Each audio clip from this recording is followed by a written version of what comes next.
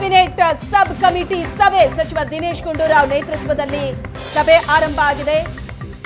ಸಭೆಯಲ್ಲಿ ತಾಂತ್ರಿಕ ಸಲಹಾ ಸಮಿತಿ ಮುಖ್ಯಸ್ಥ ಡಾಕ್ಟರ್ ರವಿ ಭಾಗಿಯಾಗಿದ್ದಾರೆ. ಕೊರೋನಾ ಉಪತಳಿ JN1 ಎಂಟ್ರಿ ಬೆನ್ನಲ್ಲೇ ಸರ್ಕಾರ ಅಲರ್ಟ್ ಆಗಿದ್ದು ಮಹತ್ವದ ಮೀಟಿಂಗ್ ನಡೀತಾ ಇದೆ. ಸಚಿವ ದಿನೇಶ್ ಗುಂಡೂರಾವ್ ನೇತೃತ್ವದಲ್ಲಿ ಹೈ ವೋಲ್ಟೇಜ್ ಸಭೆ. ಕ್ಯಾಬಿನೆಟ್ ಉಪಸಮಿತಿ ಮಹತ್ವದ ಮೀಟಿಂಗ್ ಆರಂಭ ಆಗಿದೆ. ಈಗಾಗಲೇ JN1 ವೈರಸ್ನ ಹಾವಳಿ ರಾಜ್ಯದಲ್ಲಿ ಶುರುವಾಗಿತ್ತು.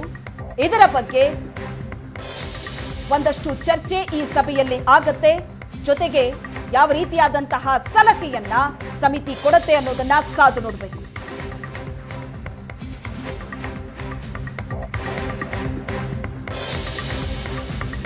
ರೈತರ ಬಗ್ಗೆ ಸಚಿವ ಶಿವಾನಂದ ಪಾಟೀಲ್ ವಿವಾದಾತ್ಮಕ ಮಾತು. ಶಿವಾನಂದ ಪಾಟೀಲ್ ಕಚೇರಿಗೆ ಬೇಗ ಜಡಿದು ರೈತರು ಆಕ್ರೋಶವನ್ನ ವ್ಯಕ್ತಪಡಿಸಿದ್ದಾರೆ.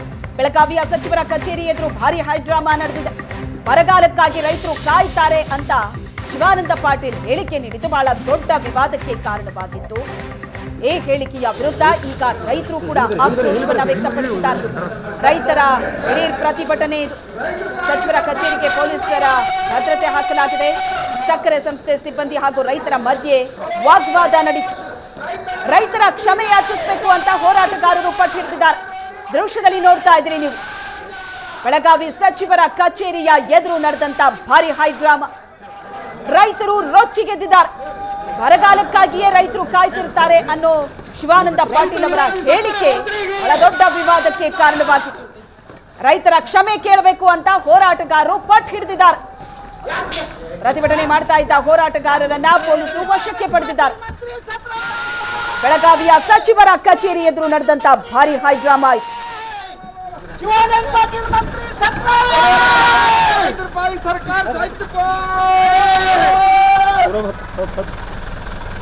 ರೈತ ವಿರೋಧಿ ಮಂತ್ರಿಗೆ ಮಂತ್ರಿ ರಾಜೀನಾಮೆ ಕೊಡಲೇ.